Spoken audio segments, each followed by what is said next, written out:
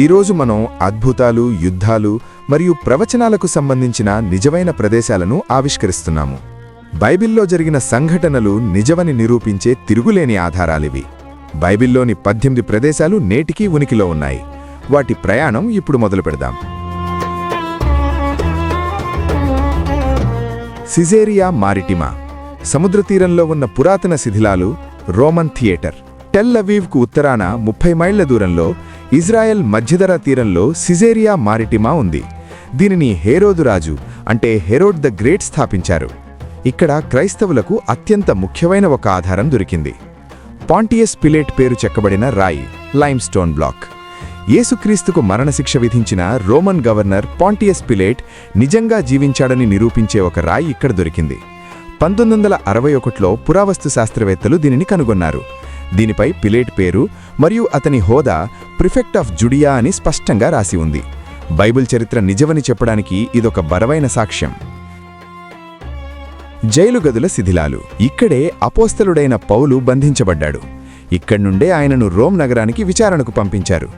అలాగే మొట్టమొదటిసారిగా ఒక యూదుయేతరుడైన కొర్నేలియస్ బాప్తిసం పొందింది కూడా ఇక్కడే.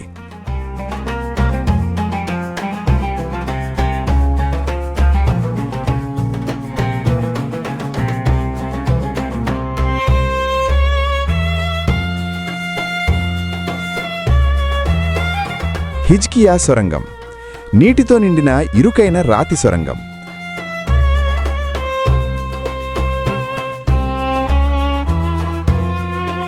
జెరూసలేం నగరానికి కింద పురాతన ప్రపంచపు అద్భుతాలలో ఒకటైన హిజ్కియా సొరంగం ఉంది. క్రీస్తుపూర్వం 701లో అస్సీరియన్ల దండయాత్ర నుండి నగరాన్ని రక్షించడానికి హిజ్కియా రాజు దీనిని నిర్మించారు.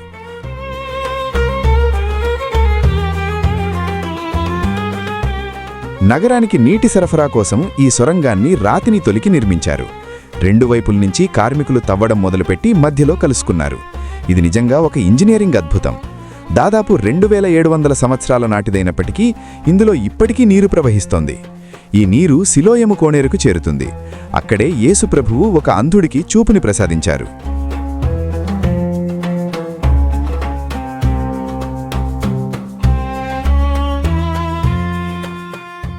మెగిడ్డో లేదా ఆర్మగడ్డాన్.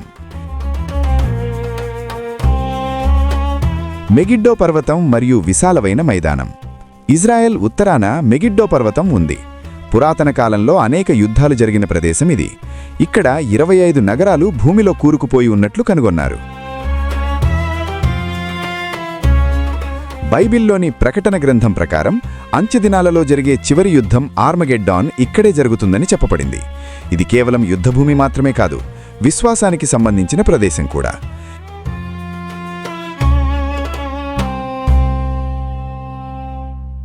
ఇక్కడ దొరికిన పురాతన ప్రార్థనా మందిరంలో యేసుక్రీస్తు దేవుడు అని రాసి ఉన్న 3వ శతాబ్దపు మొజాయిక్ బయటపడింది.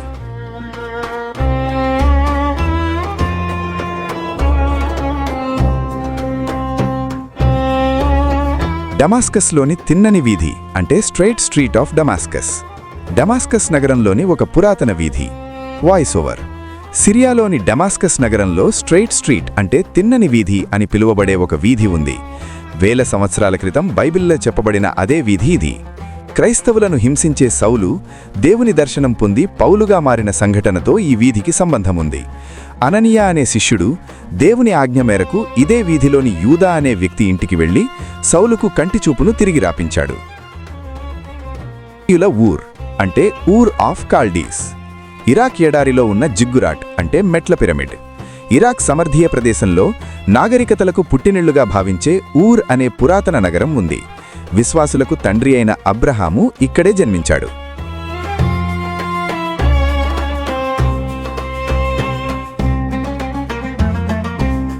దేవుని పిలుపు మేరకు అబ్రహాము తన సంపన్నమైన జీవితాన్ని వదిలి వాగ్దాన దేశానికి బయలుదేరాడు. ఇక్కడ ఉన్న చంద్రదేవత ఆలయం అంటే జిగ్గురాట్ ఇప్పటికీ నిలిచి ఉంది. ఇది అబ్రహాము గొప్ప విశ్వాసానికి సాక్ష్యంగా నిలుస్తోంది.